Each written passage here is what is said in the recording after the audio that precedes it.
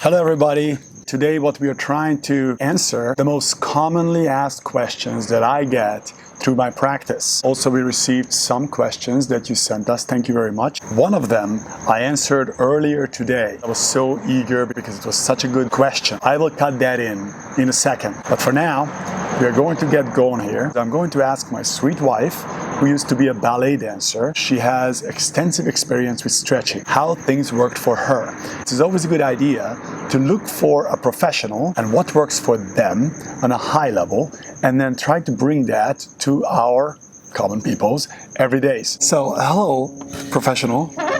Hello. First of all, just clarify, I wasn't really a professional. True that, but she was a pretty darn good ballet dancer. But I did spend a lot of my life dancing. What if I hate stretching? It's hard.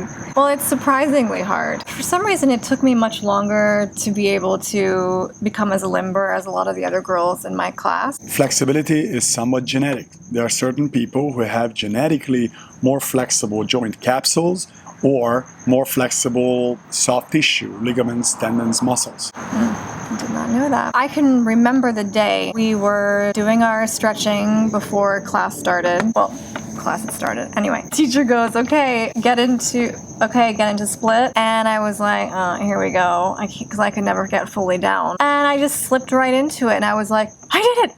Oh my God, I did it. And all the other girls were like, okay, cool. I was so happy.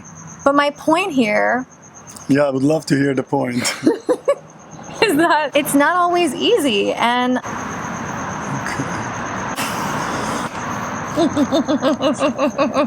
You make time for stretching now on your own will, or your body will make you carve time out of your day. You will be in discomfort. Your body will make a choice for you. Once you're in pain, you don't really have a choice. You need to get to it and get to it ASAP. Make the choice while you can.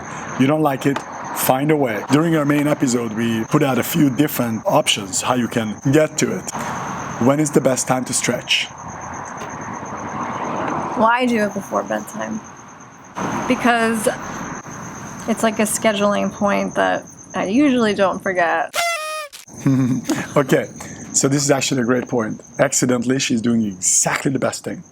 Because if you go to sleep right after you're stretching, the muscles, joints, ligaments, soft tissue, whatever you stretched, gonna stay long. Because if you stretch and you go back to your everyday activities, all the tissues actually shrivel back into their normal size very soon. But if you stretch and immediately go to sleep, your nervous system is not activating the old patterns, so your body doesn't shrivel back quickly into the old ways. Now your body for 8 hours is gonna be in that more flexible state, which gradually will really change your body. Right before you go to sleep, you will benefit much more from stretching. Most common mistakes when it comes to stretching, what are those, in your opinion?